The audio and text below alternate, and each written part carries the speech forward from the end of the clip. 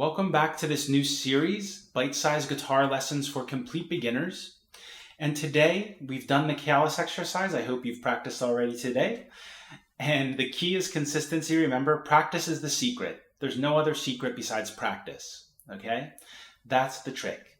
Consistency and practice. Of course, you have to practice correctly. Yeah, you may have to go back and correct things. This happens, I had to go back and correct a lot of things once I learned, but you learn your lesson that way to practice correctly the first time, all right?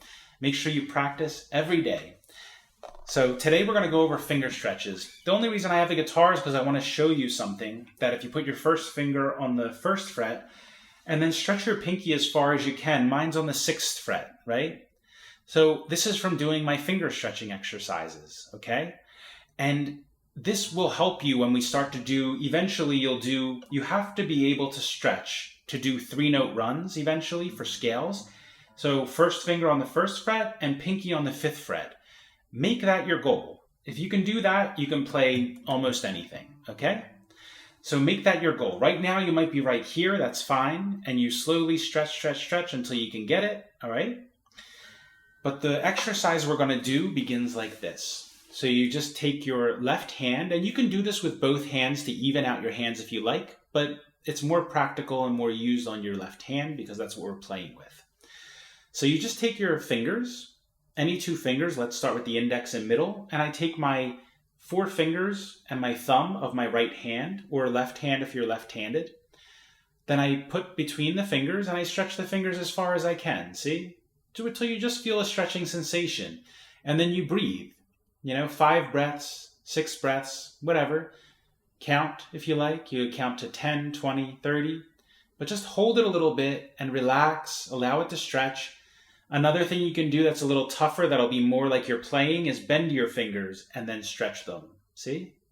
And then hold that. You can do it both ways.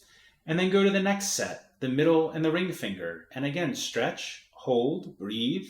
I'm doing it quick just to demonstrate, but hold them. This should take some time, about 3 to 5 minutes maybe to do them all. Then option to bend your fingers and stretch your fingers again, and hold, breathe. Then pinky and ring finger, stretch, breathe. Option to bend and breathe. See?